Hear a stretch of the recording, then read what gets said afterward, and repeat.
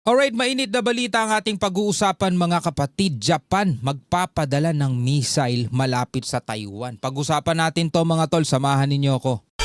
I'm just a young nigga chillin' on it. First time I seen ice was a Alright, magandang araw sa inyong lahat. Welcome ulit sa ating bagong video, reaction, review, commentary, opinion, criticism at kung ano-ano pa. So eto na mga kapatid, no? Nakatakdang mag-deploy ang Japan ng surface-to-air missile sa Yonaguni Island na nasa 110 kilometers mula Taiwan na may kakayahang sumalubong sa mga paparating na eroplano at missile. At alam ko inanunsyo na to ng Japan dati. Diba? At eto nga ay hindi sinasang-ayunan ng China kasi nga etong Taiwan, alam naman natin, ito ay tinuturing ng China bilang kanilang teritoryo. At sabi nga gano'n ng China, ito ay inevitable. Hindi pwedeng pigilan at hindi maiiwasan ang kanilang reunification. Pero sabi ng Japan na kapag kasinalakay ng China etong Taiwan, mapipilitan ang Japan na kumilos at gumamit ng kanilang puwersa. So eto na nga, no? Magpapadala daw ang Japan ng missile malapit sa Taiwan. Pag-usapan natin to mga tol. Samahan ninyo ako at kung bago ka pa lamang dito sa ating YouTube channel at trip mo yung mga ganitong klaseng reaction video, huwag mong kalimutan mag-subscribe, click mo na rin ang notification bell para ma-notify ka whenever na may mga bago tayong reaction video tulad nito. At kung ikaw naman ay nanonood sa ating FB page, syempre huwag mo rin kalimutan mag-follow and like. Maraming salamat sa ating mga bagong followers dyan. Alright, huwag na natin patagalin pa. Panoorin na natin to mga tol. Nakatakdang mag-deploy ang Japan ng surface-to-air missile sa Yonaguni Island na nasa 110 kilometers mula Taiwan bago matapos ang fiscal year 2030 o pagsapit ng Marso sa 2031. Tagal pa. Tagal pa, 2026 pa lang ngayon, di ba? Magiging iba na ang presidente ng Pilipinas, no? Marami ng issue magagana, marami nang pwedeng mangyari. Sabi ng ganon ng China, dapat by year 2027 is nasa kamay na nila etong Taiwan. So kung by the year 2031 o 2030 pa itong pinaplano ng Japan, wala na, no? Kung kikilos na ngayon ng China, tapos na. Diba? Actually, kung tutuusin, masyado lang talagang maingat etong China, no? Talagang gusto nila maging smooth, planchado lahat, perfect, walang galos, walang kahit na ano, bago nila salakayin itong Taiwan. Kasi kung pagkukumparahin lang natin yung lakas ng Taiwan sa kanang China, kayang-kaya nila yan eh.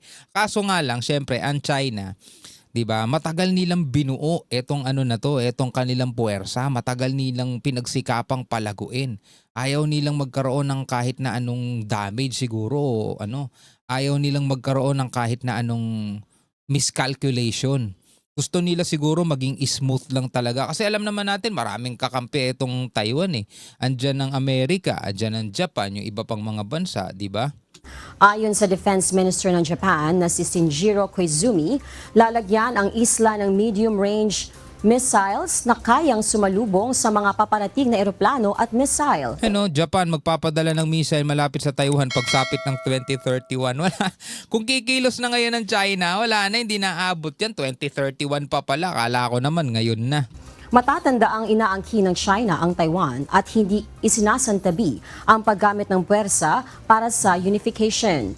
Una na ring nagpahayag si Japanese Prime Minister Sanae Takaishi na maaaring umaksyon ng Japan sakaling atakihin ang Taiwan, bagay na nagpapalala ng tensyon sa rehiyon. Di ba nga ayon nga sa mga report, mga tol, by year 2030, umabot na daw sa 1,000 ang nuclear warheads nitong China. Ibig sabihin, kung malakas sila ngayon, posibleng magiging malakas pa sila sa mga paparating na taon. So kung sinasabi rito sa balita na ating pinapanood, eto binibigyan lang naman natin ng reaction, di ba? Ay magpapadala ang Japan ng missile malapit sa Taiwan pagsapit ng 2031, mga tol. Baka wala na rin kwenta itong missile na to, mga tol. Wala na rin kwenta. Ano sa tingin ninyo, no? Pwede kayo magkomento sa ibaba. Ngayon, meron tayo isa pang balitang panonoorin. Ayon naman sa balita sa Middle East, mga tol, mula rito sa Net25 News and Information, bibili daw ang Iran ng mga supersonic anti-ship missiles sa China Alam naman natin itong Iran ngayon napapalibutan ng Amerika ng puwersa ng US dahil doon sa mga aircraft carrier ng US na malapit dito sa Iran. Ewan ko lang kung aabot ko sakasakaling ngayon bibili ang Iran ng mga supersonic missile sa China. Ewan ko kung aabot, kung mabilisan yung production o baka meron ng mga ready-made ang China kasi total di naman sila napapalaban, di nila kailangan na sobrang daming stockpiles, 'di ba? So sabi rito, pinaplansya ng Iran ang arms deal sa China para sa supersonic anti-ship missiles. Panoorin na lamang natin tong balita. Samantala, pinaplansya na ng Iran ang isang arms deal na maaaring palakasin ang kakayahang pandepensa ng Tehran sa rehiyon. Ang naturang kasunduan ay nakasentro sa pagbili ng Chinese-made CM-302 supersonic anti-ship missiles na may kakayahang lumipad sa supersonic speeds in low-altitude conditions na nagsisilbing pangunahing sandata laban sa mga warship. Ang naturang mga missiles ay may operative range na 290 kilometers na sapat para matamaan ang malalaking barko sa dagat katulad ng mga destroyer at carriers ng Estados Unidos sa katubigan ng Iran. O di ba? Yun yung target ng Iran mga tol eh. Kasi yun yung kahinaan din nila eh. Pag nagsidatingan itong mga destroyer, mga aircraft carrier ng Amerika na may dala-dala pang mga fighter jets. Kasi mahina ang Iran mga tol pagdating sa fighter jets. Diba? Mahina sila doon mga tol. Dahil nga wala silang mayroon silang sanctions, yung mga fighter jets nila puro mga pang-training lang at saka hindi na na-improve, hindi na na-upgrade yung mga fighter jets nila. Marami silang missile, oo. Pero ang problema lang din kasi sa missile nila, batay dun sa mga balitang napanood na natin, hindi precise. Kumbaga magpapakawala sila ng sandamakmak tapos patay bahala na kung saan babagsak. Alam mo yung parang yung bara-bara sumuntok, tatama rin yan. Parang ganun. Hindi katulad pag mga precise na missile talaga, nakatarget. Kayang-kaya nilang patamaan, lalo na pag supersonic, baka mahirapan pa yung mga interceptor tamaan yun. Yun ang kailangan ng Iran. Kasi nga, dahil nga sa mga sanctions na ipinataw sa kanila, medyo nahihirapan sila paunlarin yung teknolohiya nila eh. Pero dahil meron silang kaalyado na bansa katulad ng Russia at saka China, dito makakabawi talaga sila, mga tol. Mahigit 2 taon na itong pinag-uusapan ng dalawang bansa, ngunit nagpasya ang Iran na madaliin ang pagtatapos nito buhat ng 12-day war noong Hunyo ng taong 2025 sa pagitan ng Israel at Iran at Operation Midnight Hammer na isinagawa ng Estados Unidos.